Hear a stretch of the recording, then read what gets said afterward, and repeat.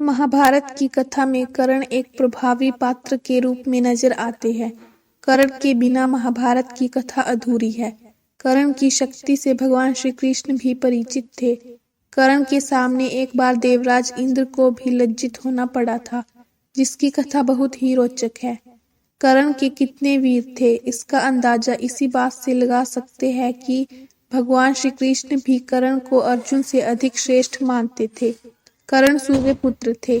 कर्ण एक योद्धा और महान दानवीर थे।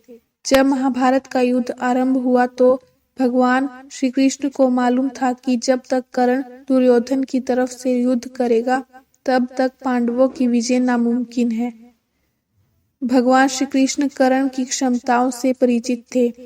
वे जानते थे कि कर्ण सूर्यपुत्र है। कर्ण का नाम कौरवों के सबसे शक्तिशाली योद्धाओं की सूची में सबसे अव्वल था। भगवान श्री कृष्ण इस बात को भी जानते थे कि जब तक कर्ण के पास कुंडल और कवच है तब तक कर्ण को पराजित करना मुश्किल है। इस कारण भगवान श्री कृष्ण को चिंता सताने लगी। भगवान कृष्ण के साथ देवराज इंद्र को भी कर्ण की इस शक्ति के बारे में जानकारी थी। भगवान श्री कृष्ण ने कर्ण को पराजित करने के लिए इंद्र के साथ एक योजना बनाई। कृष्ण ने इंद्र से कहा कि वे ब्राह्मण वेश में कर्ण के पास जाए और दान में कुंडल और कवच की मांग करे। कृष्ण जानते थे कि कर्ण प्रतिदिन लोगों को दान किया करते थे। कर्ण प्रतिदिन की तरह सभी को कुछ न कुछ दान में दे रहे थे। पंक्ति में वेश बदलकर खड़े इंद्र की जब बारी आई तो कर्ण ने उनसे पूछा, आपको क्या वस्तु चाहिए? अपनी इच्छा प्रकट करो। तब ब्राह्मण वेश में इंद्र ने कहा कि महाराज, मैं आपकी ख्याति की चर्चा सुनकर आया हूँ। आपकी दानवीरता की चर्चा पूरे लोक में है। दान मांगने से पहले आपको वचन देना होगा, तभी दान स्वीकार करूंगा। इस पर कर्ण ने हाथ में जल लेकर इंद्र को वचन दे दिया। तब इंद्र ने कर्ण से शरीर से कवच और कुंडल दान में मांग लिए। इंद्र की इस बात को सुनकर कर्ण बिना एक पल समय गवाए कवच और कुंडल शरीर से अलग कर इंद्र को सौंप दिए। कुंडल और कवच को शरीर से अलग करते हुए कर्ण को बहुत पीड़ा हुई, लेकिन कर्ण ने इसकी परवाह नहीं की और दोनों वस्तु इंद्र को सौंप दी।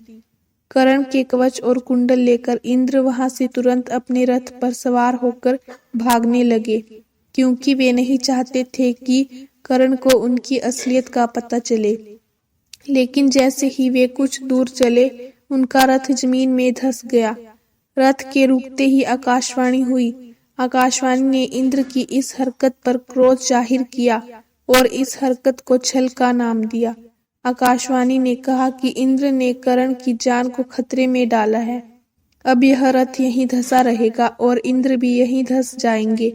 इस आकाशवाणी को सुनकर इंद्र भयभीत हो गए और एक क्षमा याचना करने लगे। तब फिर आकाशवाणी हुई, अब तुम्हें दान दी गई वस्तु के बदले में बराबरी की कोई चीज वस्तु देनी होगी।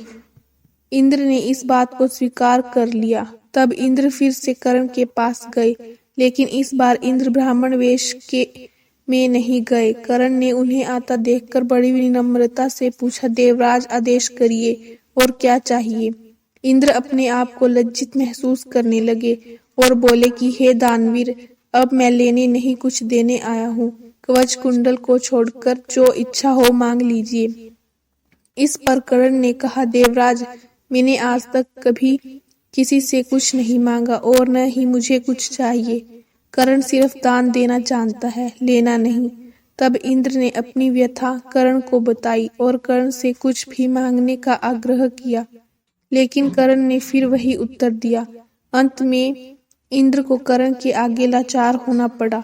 इंद्र ने कहा कि वह बिना कुछ दिए तो वापस नहीं जा सकते, इसलिए इंद्र ने वज्र रूपी शक्ति कर्ण को प्रदान की। इंद्र ने कहा कि कर्ण, तुम इसको जिसके ऊपर भी चला दोगे वो बच नहीं पाएगा, लेकिन इसका प्रयोग सिर्फ एक बार ही कर पाओगे। इतना कहकर इंद्र वहां से चले आए। कर्ण ने उन्हें बहुत रोकने की चेष्टा की, लेकिन इंद्र नहीं रुके। कर्ण ने इंद्र की दी हुई शक्ति रख ली।